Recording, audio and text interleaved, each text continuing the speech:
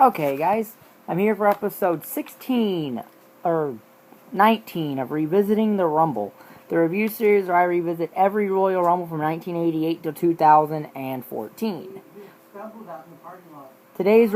Today's episode, one of two, is Royal Rumble 2006.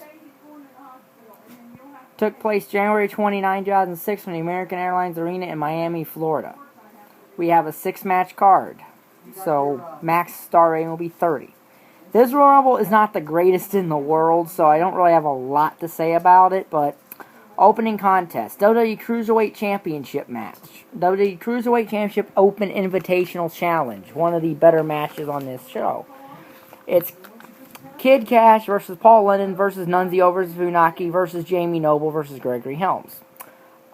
2 stars here. Now, Helms, while a Raw guy, is eligible for this match because he's a former Cruiserweight champion. This is like a traditional WCW match, Cruiserweight match in a way, with a lot of high spots, a lot of high flying. Eventually, Helms hits the Shining Wizard on Funaki and wins the Cruiserweight Championship and went to SmackDown. And he held the title for over a year. Next match. Ashley versus Mickie James, special referee Trish Stratus, half a star. This was, of course, during the whole Mickie James, Trish Stratus thing. This is not a good match. It's half a star because of Mickie working over Ashley's arm, but Ashley was really green and should not have been in this match, and Mickie wins after pulling Ashley down and pinning her. Half star. Then we get what is the worst match by far on this show. Boogeyman versus JBL in a no-star dud because this is a squash. Boogeyman wins. Then we get the 2006 Royal Rumble match. Yeah, sandwiched in the middle of the show. Probably for the reason is because of one spot at the end of the show, but still. This is a 4-star match. It's the match of the night. As usual, entry order will be in the description box, as well as longest lasting, most eliminations. But everyone knows who the longest lasting superstar is in this Royal Rumble, as it's Rey Mysterio, who went 62 minutes and 12 seconds for the number 2 spot. The final 4 in this match are Mysterio, Triple H, Randy Orton, and Rob Van Dam.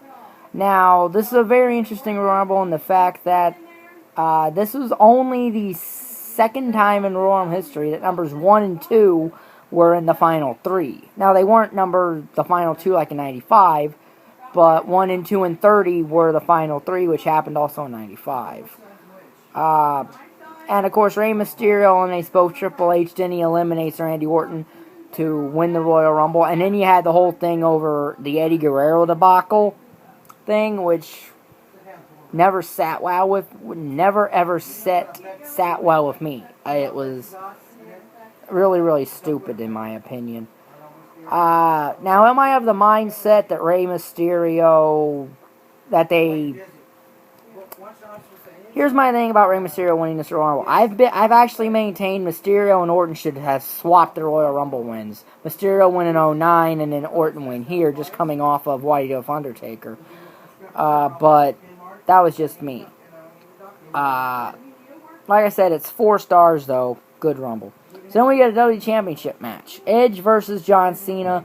2.5 stars. And the whole storyline of this is Edge does not want to be a transitional champion. But he is and ends up being a transitional champion. Cena wins at the STF that he still doesn't apply properly. Not Cena's fault. They gave him a submission that he doesn't know how to apply. You know, it's not really his fault that they wanted to have a submission, but he should at least learn how to apply it right. But again, that's not Cena's fault. They give a submission to a guy who's not a submission wrestler. And never has been. So, and Edge taps and Cena becomes a 2-time WWE champion. He would hold the title till One Night Stand of 2006 when he lost it to Rob Van Dam. 2.5 stars. So then we get the World Heavyweight Championship match. Kurt Angle versus Mark Henry. This is a 1-star match. It's not the best match.